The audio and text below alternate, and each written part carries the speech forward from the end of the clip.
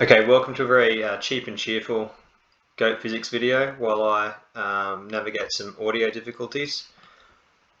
Apologies for that. This one here is going to go over how to analyse student experiment data for the new QCAA 2025 syllabus. It's very, very similar, but we're going to use Excel here to do most of the work for us. In the experiment that I'm basing this off of, students have tested a cart on an inclined plane. So they've changed the angle. They've changed the angle of the inclined plane, and they are using a ticker timer to determine acceleration. We're just going to use the raw acceleration data rather than starting from ticker timer displacements. I'm just copying across my independent variables. So from a raw point of view, we're going to go with 3 degrees, 6 degrees, and 9 degrees as our independent variable. We're going to trial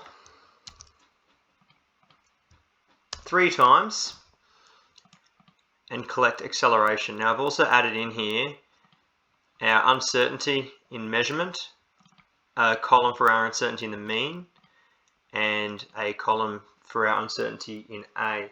And we can use all of this to generate our raw data table and then our process data.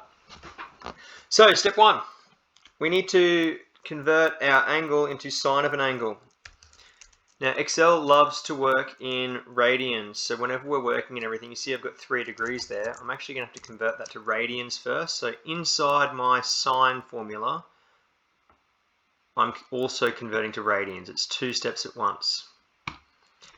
This is a whole lot at once for students who are not in my classroom, so I apologize for that.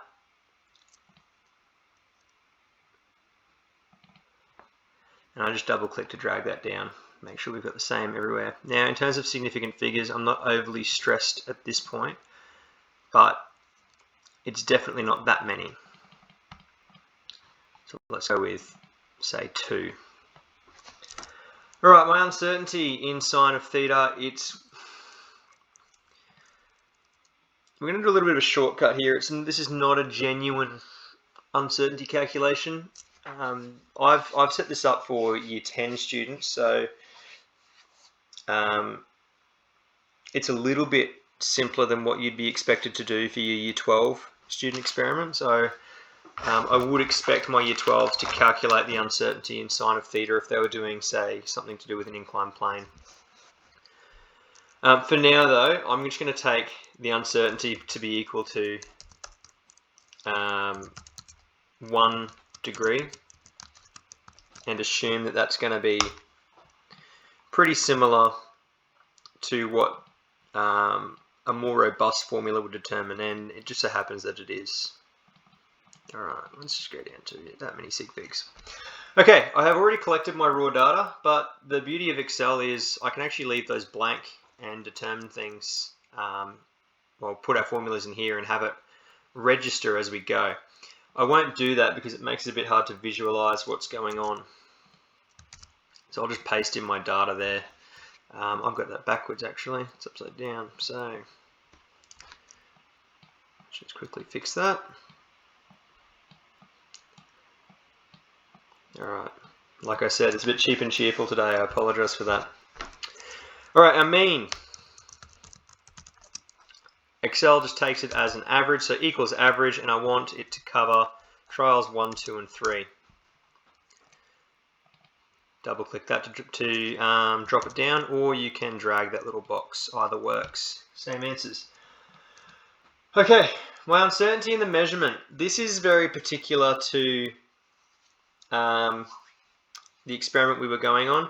Basically for year 10 we were just saying let's just take it to be around 10% because of all the issues with that with the ticker timers. However, you as a student in year 12 would be expected to fill this out properly with your uncertainty in the measurement, say at 0.01 meters per second squared if you were using a nice motion detector. For now equals 0.1 times that. Ooh, wrong way. Our uncertainty in the mean is calculated, so it's going to be equal to, and I've got a bracket on because I'm going to work with a fraction here, our maximum value minus our minimum trial, and all of that divided by 2. Notice I have 2 brackets there. Okay, so I've made sure I've opened one, opened another, closed one, opened another, closed one, and then closed overall. Excel color codes those for you to make it a bit easier. So that's my uncertainty in the mean. And I'll drop that down. Finally, the uncertainty in our acceleration is just the maximum of our uncertainty in the mean and the uncertainty in the measurement. Typically, again, year 12, you're dealing with some more precise equipment. Your uncertainty in the mean is more likely to dictate your overall uncertainty than anything in the measurement, but it depends on your experiment. Okay, now's the fun bit. We get to plot this. I'm going to insert a scatter plot. Now there's multiple ways you can do this. Just to make it easy to communicate, I'm going to start with a blank scatter plot and select data. I normally wouldn't do this. I would build it from the data straight away. Alright, my series name I'm going to call acceleration. My x values, well, on my x-axis I want sine of theta, so I'll just highlight those, and on my y-axis I want my mean acceleration. Alright, and we have the beginnings of a graph. What we haven't considered here is uncertainty. We haven't considered the maximum possible gradient to fit within the uncertainty of values or the minimum possible gradient. I'm going to start, before I do anything, by adding some error bars so we get an idea of whether we're on the right track later. So add them, go to the arrow, more options, and down here we can enter custom values.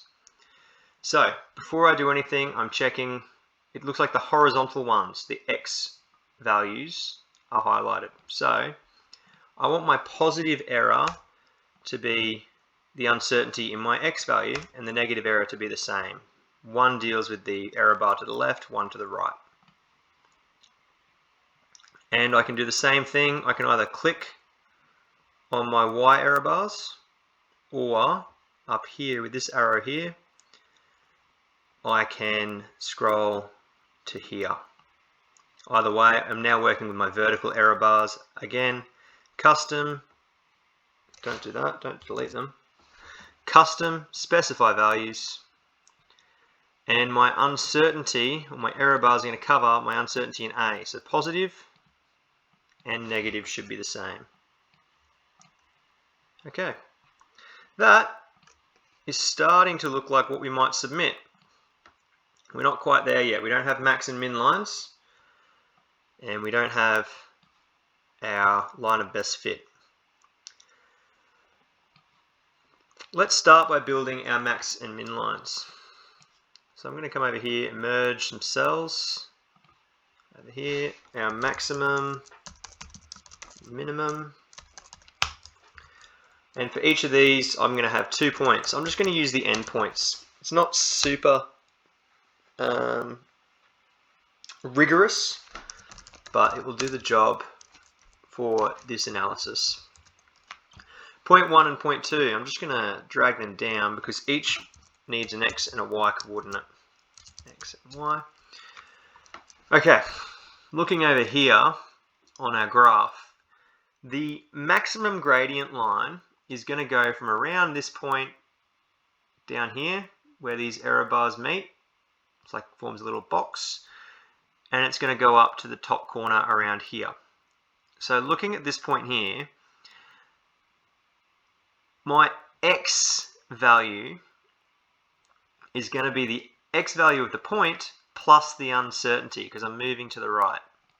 So equals the x value of my point, 0.1 being the lowest point. So I'm just checking that 0.05 is 0.05, good. And I'm going to add my uncertainty.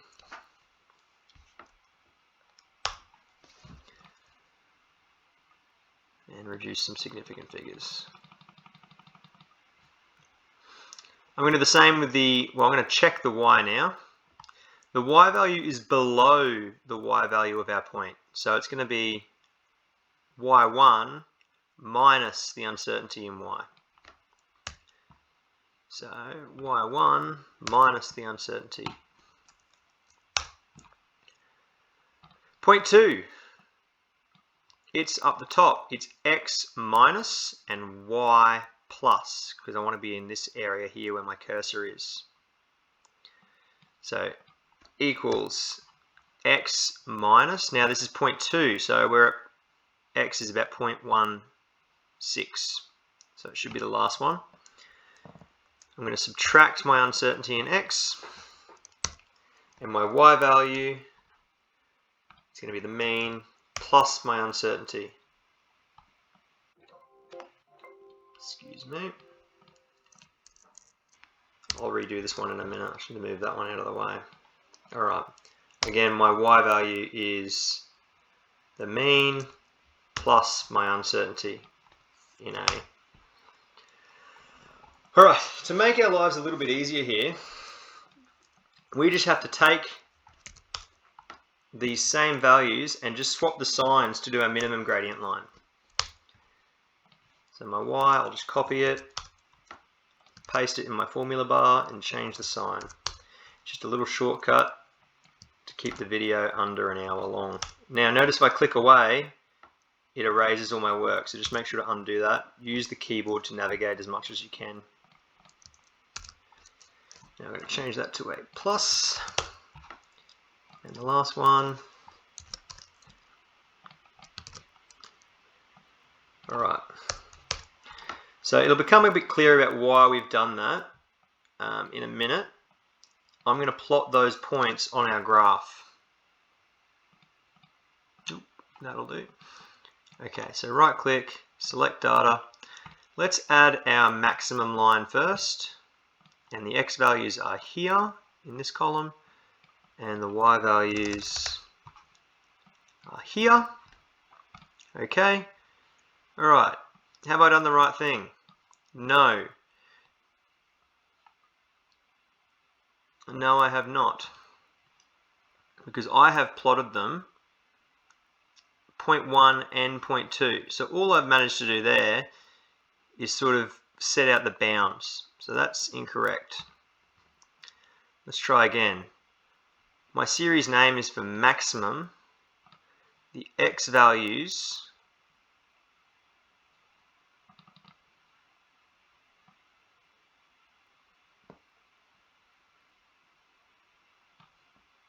that should be right.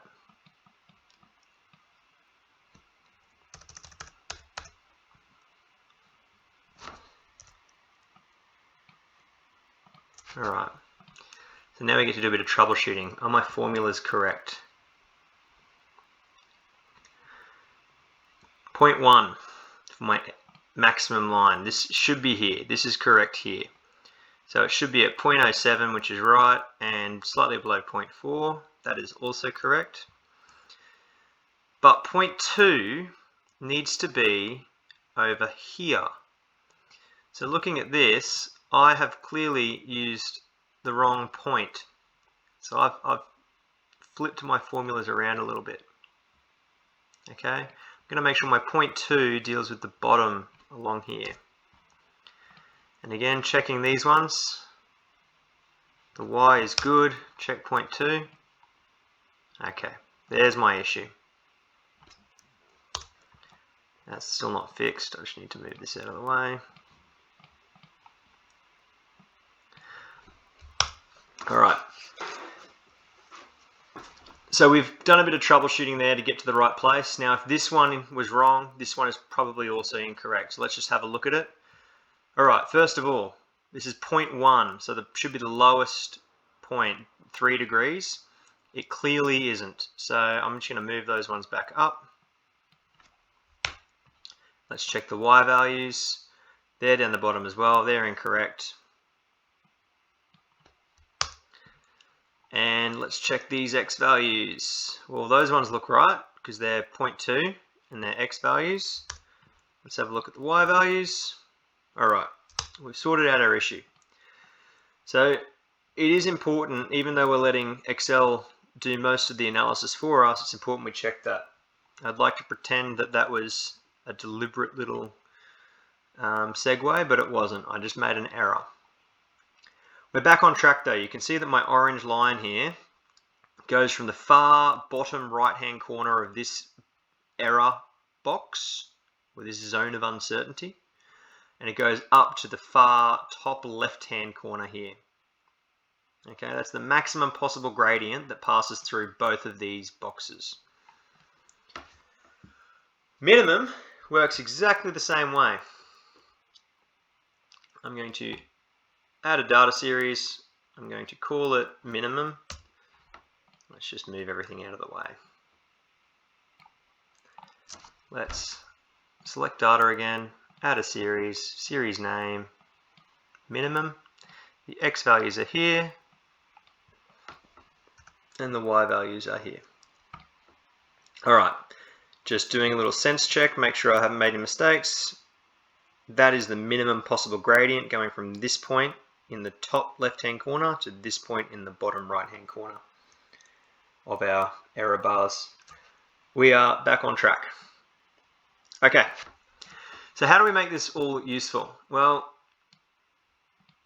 first thing we're going to do is present this graph so it's ready to use. I'll need axis titles. I will need a legend, and I will need some trend lines for all of them. So make myself a bit of space. Let's make this a bit smaller.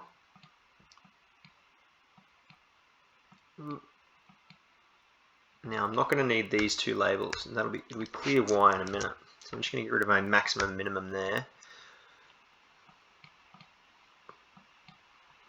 Alright, I need my acceleration, I need my linear. Let's add a trend line for all three.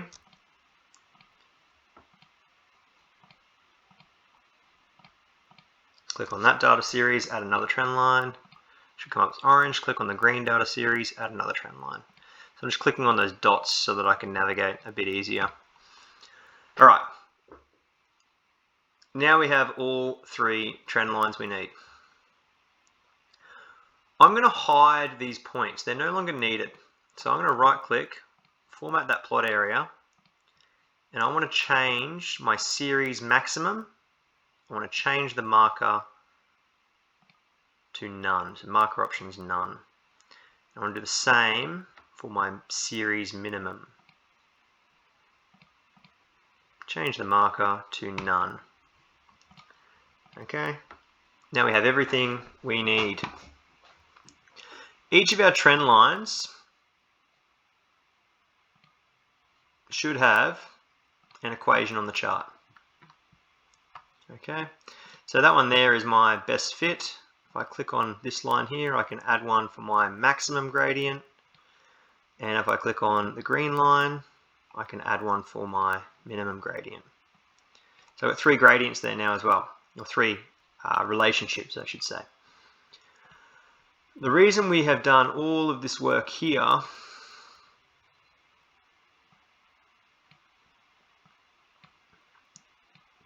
not ideal there, is so we can just line these up nicely to present.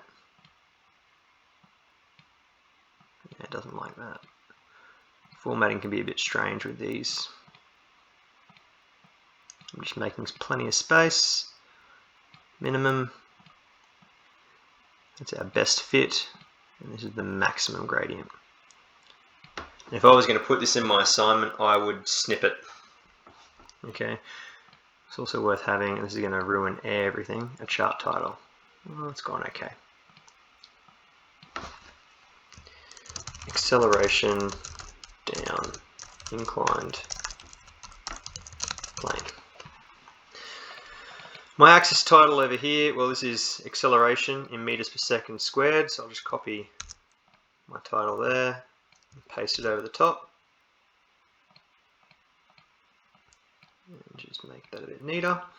And down here, this actually has no units. It's just sine of theta, it's a number. Alright, that is pretty well ready to use. However, if you stick around, I'll show you how you can use Excel to do a lot of your calculations automatically. Whenever I'm doing an analysis of a data set, I like to know basically what are these relationships over here. I need the best fit, I need the maximum gradient that fits, and I need the minimum gradient that fits.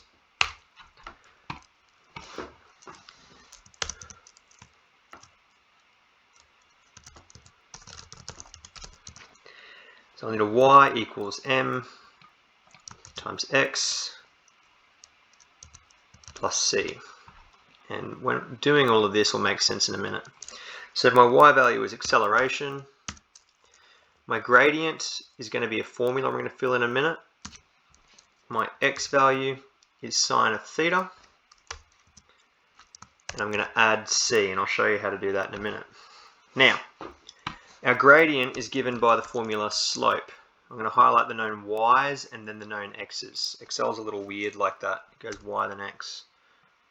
If anyone knows how to flip that, I'd be interested to hear it. Alright, just doing a quick sense check. Is that number the same as the gradient that was determined here? Yes, because that's how Excel gets to this number. And my intercept, very simply, the formula is equals intercept. I'm going to highlight those same data points. Oop, y and x. For my maximum gradient, all of this is going to be the same. All of that's going to be the same. All of that's going to be the same. But my slope and my intercept are going to be different. My y values are here. My x values are here. And that's 15.89, which is what our regression came up with on the chart. And equals intercept, known y's, known x's. Finally, our minimum gradient line. Slope, known y's, known x's.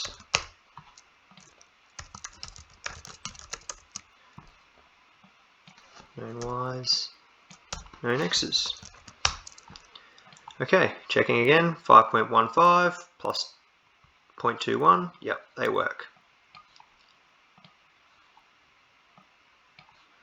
And your significant figures would be determined by the precision of your raw data.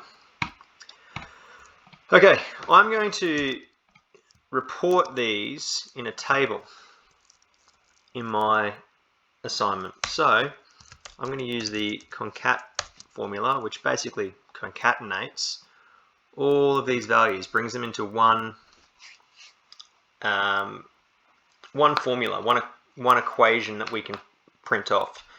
Now, when we do this, it's going to show all of those significant figures that I've hidden. And that's just disgusting. So to fix that, I'm going to round all 6 of these to 2 decimal places. Your rounding would be determined by your uncertainties. Okay, make sure that you get the right number of significant figures. It matters for communication. So my cursor is between the equals and the slope. I'm going to type in round, open brackets, and then at the end of that, I'm just going to say comma 2. And you can see it's sort of fixed this down here.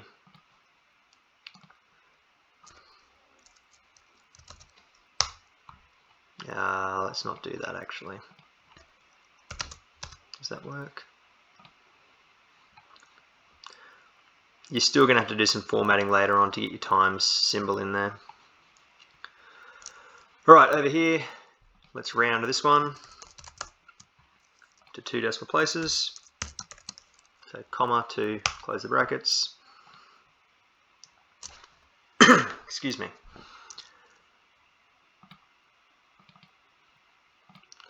Let's do the same for this one.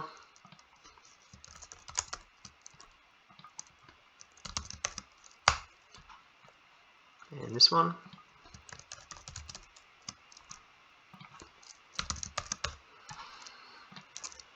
And let's finish off the job.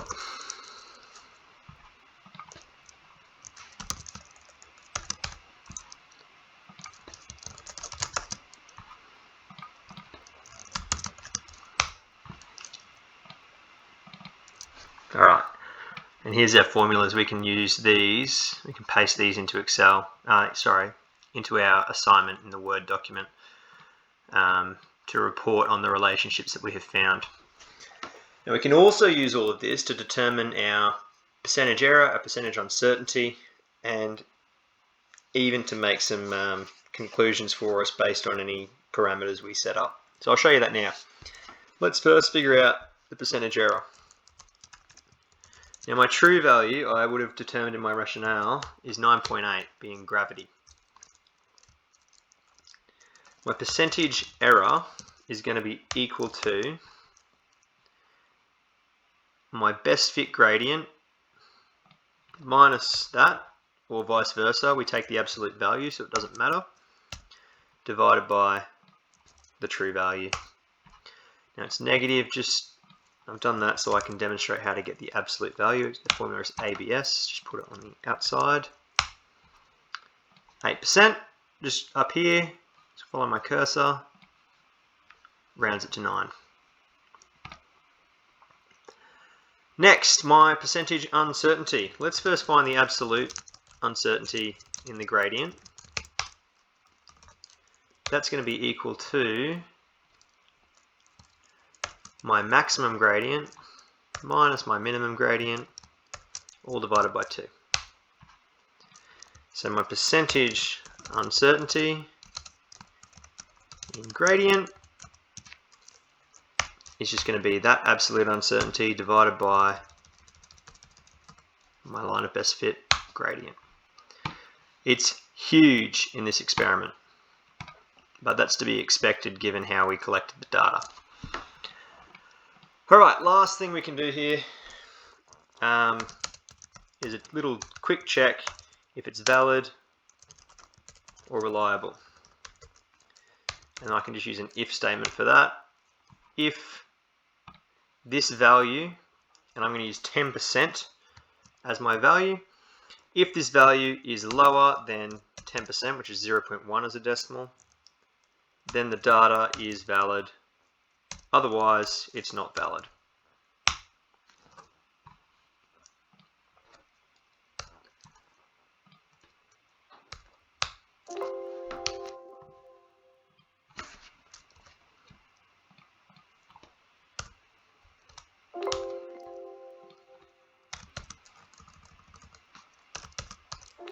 Okay, hang on a minute. I've got to figure out what I've done wrong with my formula there.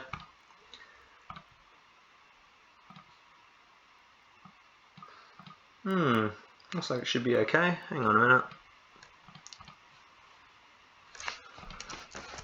Equals, if that value, let's try greater than 0.1. If it's greater than 0.1, then the data is not valid. There's my issue. I didn't make my string. If you're going to write words, Excel wants your strings in a quotation. Otherwise, if it is not less than 0.1, so that is if it's not greater than 0.1, so if it is less than 0.1, less than 10%, we want to say yes, the data is valid. I'll just do that again because I kind of butchered that bit. If our uncertainty is lower than 10%, 0.1, we want it to say the data is valid. Otherwise, we want it to say the data is not valid. Okay, and those work out. Let's just quickly check. If I put in 0.05 here, it works. It changes the value there. So with all that said, when you do your student experiments, will be doing at least 5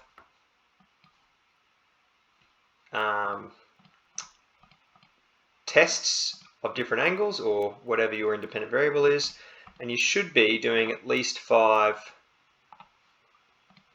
trials of each as well. Okay, seen some really quality data with up to 10 trials by 10 and everything. You don't need to go crazy to do well in this assignment, but more data is usually better, provided you can collect it in a way that maintains the reliability of your experiment. That is a long video, so hopefully it's helpful in analyzing your data. Hopefully Goat Physics will also be back with some better sound in future. Thank you.